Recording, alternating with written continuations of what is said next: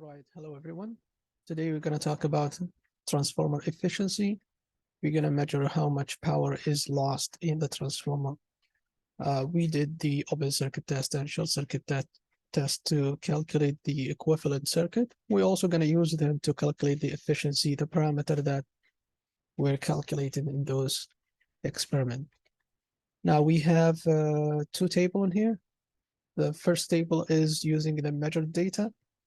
Now this is simply the output divided by the input, and that's going to give you the efficiency.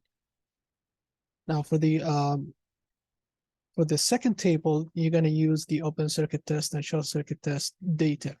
If we go up, and we're going to use this equation for that. Now the input power multiplied by the degree load.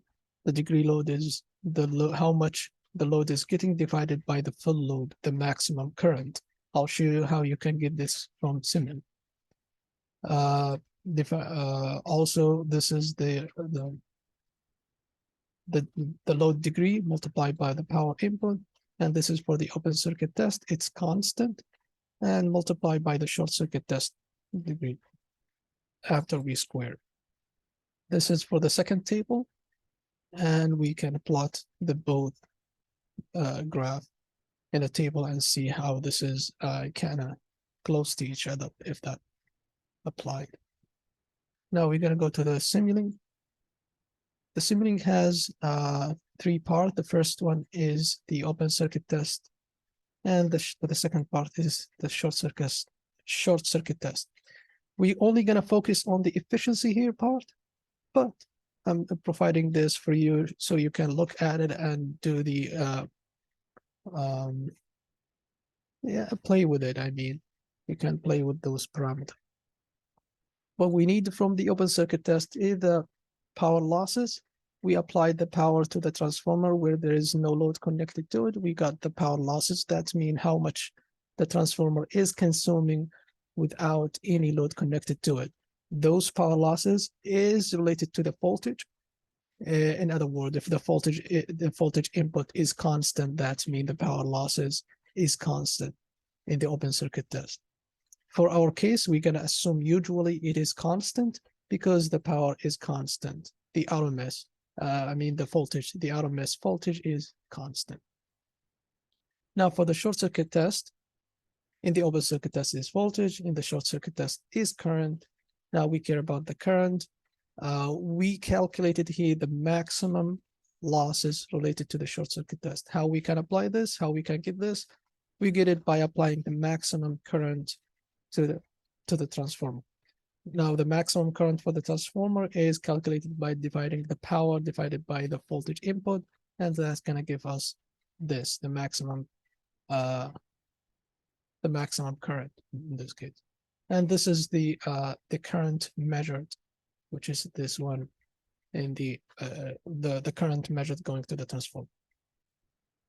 How much current we applied to the transformer? How much voltage? Sorry, it's this 4.192 and this. Now how can I get this? I calculated this. If you right click, model, callback, function, you're going to get all the parameters. This is the primary voltage, secondary voltage, maximum current, all of that stuff. Now you're not required to look into those, but if you want, you can analyze it and play with it, change it.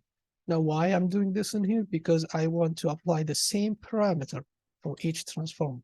In other words, if this is different from this one, this equation does not apply. You're doing short circuit test for different transformer and open circuit test for another transformer. So the equivalent circuit will not be correct, but rather it has to be the same.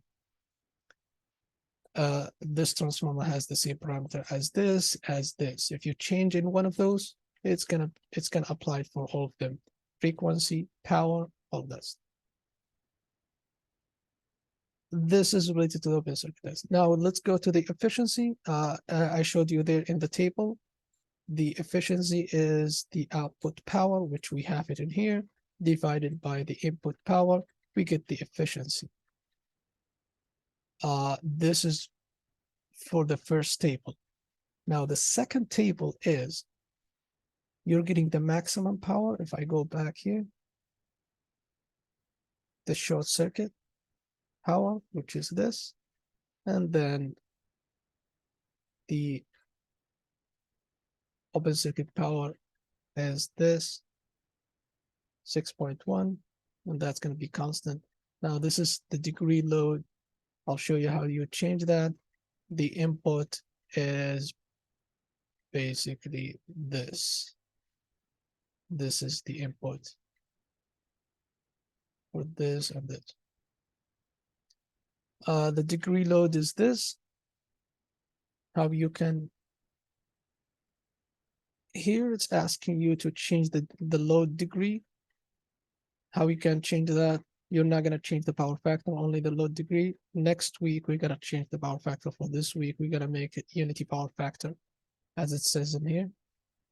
How you can change the load, you're going to right click, model parameter, callback, and initial condition. And this is what you're going to change. You apply this table. First, you're going to take 0.5, apply, you have to apply it, and then run the experiment. You're going to get all the data. You're going to get all the data, record that, and calculate it. Changing the load, it's basically going to change this load. You're not going to change anything else, but the load is applied to the transformer. Yes. Today we're using unity power factor. This will be 0. Do not touch this. It's already 0 by the parameter.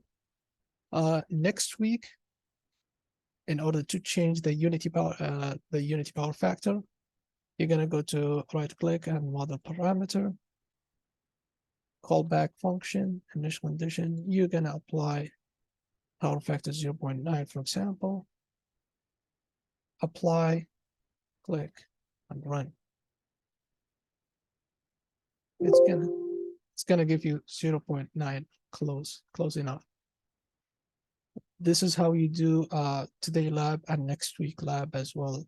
The first one is the unity power factor. Please, this is only unity power factor. That means this has to be 1 or close to 1. And next week, you're gonna apply different power factor as the report is asking you, the experiment is asking you. Thank you. If you have any question, please email me.